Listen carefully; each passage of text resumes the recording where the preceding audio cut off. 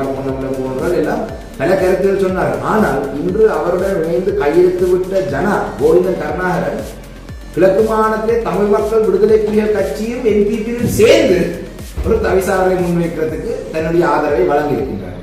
அந்த வகையில் இந்த அறிவித்திலே சொல்லுவனும் இது சங்கினுடைய முடிவில்லை, டெலோயினுடைய முடிவில்லை என்று சொன்னால் அண்ணன் செல்வம் அடைக்கல்நாதன் அவர்கள் உடனடியாக கோவிந்தன் கருணாகரன் ஆகிய ஜனாவை இந்த டெலோ கட்சியினுடைய செயலாளர் நாயகர் பதவி நீக்க வேணும், சங்க கட்சியிலே இருந்து அவரை நீக்க வேணும். இல்லை என்றால் நீங்கள் அனைவரும் ஒன்றாக சேர்ந்துதான் இந்த என்பிபி டிஎம்பிபி கூட்டை வெற்றி பெற செய்ய நீங்கள் செயல்பட்டிருக்கீங்கன்றதை தான் நாங்கள் ஏற்றுக்கொள்ள வேண்டும். கட்சி போட்டி போட்ட 11 சபைகளிலே 6 சபைகள் தற்பொழுது பிரதானமாக, அதாவது இலங்கை தமிழரசு கட்சி போட்டி போட்ட 11 சபைகளிலே தமிழரசு கட்சி தமிழர்கள் பெரும்பான்மையாக ஆட்சி அமைக்கக்கூடிய 9 சபைகளிலே 6 சபைகளுடைய ஆட்சி அதிகாரத்தை இலங்கை தமிழரசு கட்சி தன்வசப்படுத்தியிருக்கின்றது. அதிலே தவிசாளர் பிரதி தவிசாளர் 2 பதவிகளும் இலங்கை தமிழரசு கட்சியை சேர்ந்தவர்களுக்கே கிடைத்திருக்கின்றது.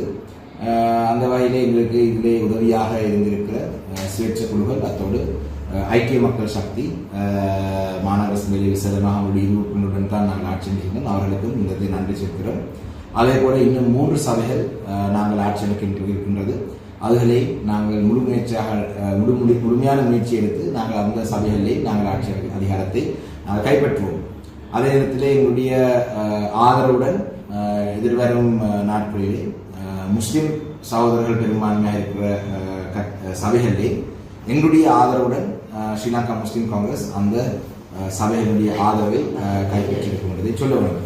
குறிப்பாக இந்த ஊடக சந்திப்பை ஏற்பாடு செய்வதற்குரிய நோக்கம் ஒட்டுமொத்த சமூகத்திற்கும், குறிப்பாக வாக்காளர்களுக்கும் ஏனைய கட்சிகளுக்கும் இன்று மட்டக்களப்பிலே மண்முனை தென்னெல்லிப்பேட்டு பிரதேச சபையினுடைய தவிசாளர் தெரிவிலே நடந்த ஒரு திட்டத்தை பற்றி நாங்கள் சொல்ல வேண்டும். மிக முக்கியமான ஒரு திட்டம், அது நடந்த ஒரு சம்பவத்தை பற்றி நாங்கள் மிக முக்கியமாக சொல்ல வேண்டும். இந்த மண்முனை தென்னெல்லிப்பேட்டு சபையை பொறுத்தளவிலே இந்த சபையினுடைய எண்ணிக்கை இவ்வாறு இருந்தது என்று சொன்னால், இலங்கை தமிழரசு கட்சிக்கு 8 ஆசனங்கள், சுயேட்சை குழுக்களுக்கு 2 ஆசனங்கள், சமூக ஜனபலவேகி அதாவது ஐக்கிய மக்கள் சக்திக்கு 1 ஆசனம், தமிழ் மக்கள் விடுதலை புலிகள் கட்சிக்கு 2 ஆசனங்கள், அதே நேரத்திலே தேசிய மக்கள் சக்திக்கு 6 ஆசனங்கள், மொத்தமாக 20 ஆசனங்கள் இந்த மண்முனை தென்னெல்லிப்பேட்டு சபையில் இருந்தது.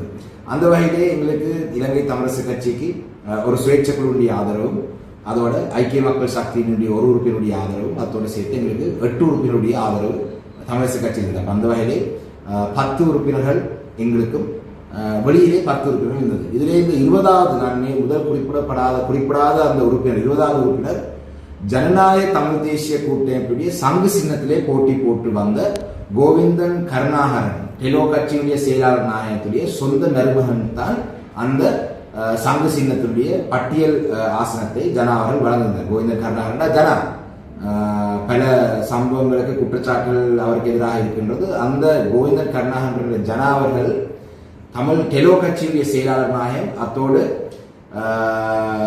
கஜேந்திரகுமார் பொன்னம்பலம் அவர்கள் ஒரு தமிழ் மக்கள் பேரவையோ ஏதோ ஒன்று உருவாக்கியிருக்கின்ற அதிலே கையெழுத்திட்டு செல்வம் அடைக்கல்நாதனுக்கு பதிலாக அந்த பேரவையிலே டெலோவின் சார்பை கையெழுத்திட்டு வந்தால் அவர்.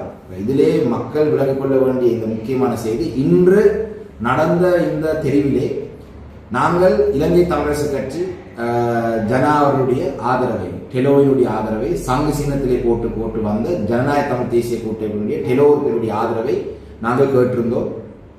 அந்த வகையிலே டெலோவினுடைய ஆதரவை அவர் தருவதற்கு பல நிபந்தனைகள் முன்வைத்திருந்தார்.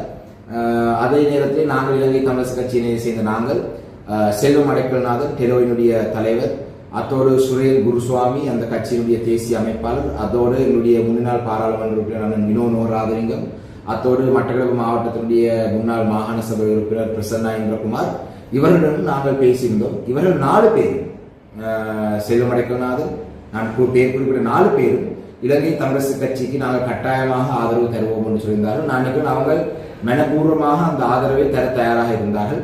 ஆனால் கோவிந்தன் கருணாகரன் அவர்கள் இன்று அந்த ஆதரவை இலங்கை தமிழரசு கட்சிக்கு வழங்காமல் தேசிய மக்கள் சக்தி என்பிபியினுடைய இந்த சபையிலே முன்வைத்த வேட்பாளருக்கு ஆதரவாக அவருடைய சொந்த மருமகன் சங்கு சின்னத்திலே போட்டி போட்டு வந்து சொக்கன் என்று அழைக்கப்படுறவர் வாக்களித்தார்.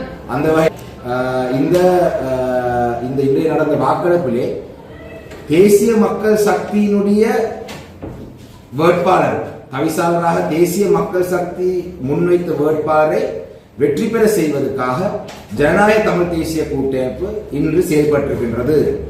தமிழ் மக்கள் பேரவையோ அவங்க கஜேந்திரகுமார் பொன்னம்பலமுடைய அந்த கூட்டணியிலே பிரதானமாக எல்லா இடத்தையும் சொல்லிக் கொண்டு வர விஷயம் தென்னிலங்கை கட்சிகள் வடக்கு கிழக்கிலே ஆளக்கூடாது, சிங்கள கட்சிகளுக்கு வாக்களிக்க கூடாது, இப்படியான பல விடயங்களை சொல்றாங்க. ஆனால் டிஎம்பிபி தமிழ் மக்கள் விடுதலை புலிகள் கட்சியுடன் சேர்ந்து என்பிபியுடன் சேர்ந்து நாங்கள் தமிழரசு கட்சி நாங்கள் டக்ளஸ் தேவானந்தா அவர்களுக்கு நாங்கள் எங்களுடைய வேட்பாளரை முன்னிறுத்துகிறோம், நீங்கள் விரும்பினால் ஆதரவு அளிக்கலாம் என்று எங்களுடைய கட்சி பிரதானமான அதிகூடிய வாக்கெடுத்த கட்சி என்ற வகையில் எங்களை ஆதரிக்கலாம் என்று எங்கள் கட்சியினுடைய தலைவர் CVK சிவஞானம் ஐயா சொன்னதுக்கு பலர் இந்த தமிழ் மக்கள் பேரவையில் இருக்கிற கஜேந்திரகுமார் பொன்னம்பலம் போன்றவர்கள் எல்லாம் பல கருத்துகள் சொன்னார்கள். ஆனால் இன்று அவருடன் இணைந்து கையெழுத்து விட்ட ஜனா கோவிந்தன் கருணாகரன் கிழக்கு மாகாணத்திலே தமிழ் மக்கள் விடுதலை புலிகள் கட்சியும் NPP-யுடன் சேர்ந்து ஒரு தவிசாளரை முன்வைக்கிறதுக்கு தன்னுடைய ஆதரவை வழங்கி இருக்கின்றார்.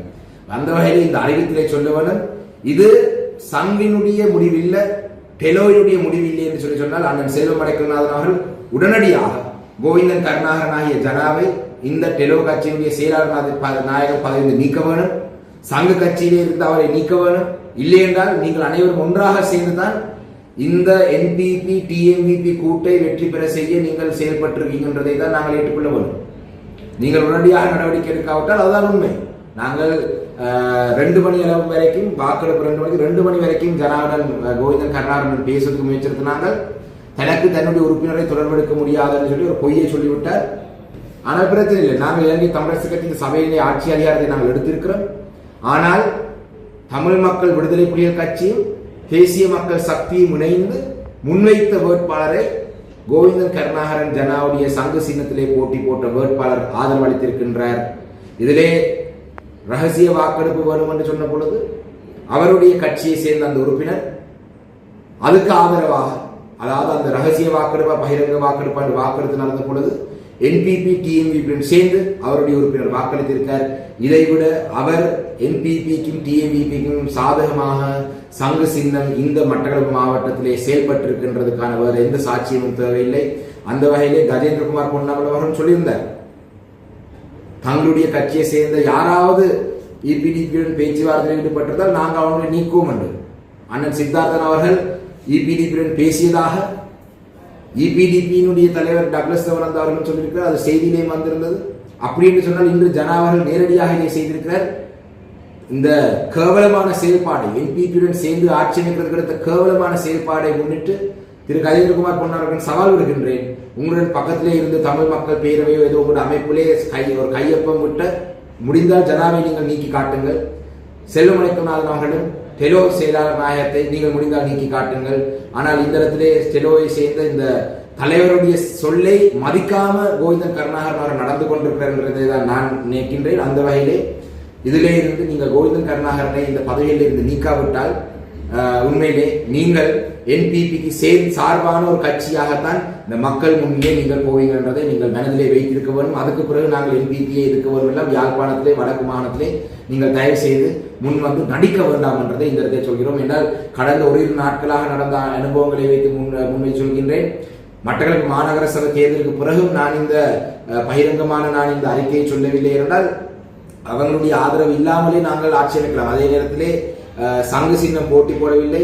ஜனாவினுடைய சில உறுப்பினர்கள் ஒரு சுயேட்சை குழுவாகத்தான் செயல்பட்டார்கள். அந்த வகையில் அவர் சொல்லலாம் அது சங்குக்கும் இதுக்கும் தொடர்பு இல்லை என்றபடியா நான் இந்த செய்தியை வெளிப்படுத்தவில்லை. ஆனால் மாநகர சபையிலே ஜனாவினுடைய உறுப்பினர்கள் கோவிந்தன் கருணாகரனுடைய உறுப்பினர்கள் NPP TMVP ஆட்சிக்கு ஒரு கூட்டை ஆட்சிக்கு மாநகர சபையிலே மட்டக்களப்பு மாநகர சபை ஆட்சி கொண்டு வரதுக்கும் சேர்ந்து செயல்பட்டதை இந்த இடத்துல நான் பகிரங்கமாக சொல்கின்றேன் என்றதை பகிரங்கமாக சொல்லி நாங்கள் இலங்கை தமிழரசு கட்சி தனித்துவமாக நின்று மட்டக்களப்பிலே நாங்கள் ஆட்சி அமைக்கின்றோம். அடுத்த 3 சபைகளிலே நாங்கள் ஆட்சி அதிகாரத்தை பிடிக்கிறதுக்கான நடவடிக்கை நாங்கள் எடுப்போம் என்றதையும் இந்த இடத்தை சொல்கிறேன். நன்றி.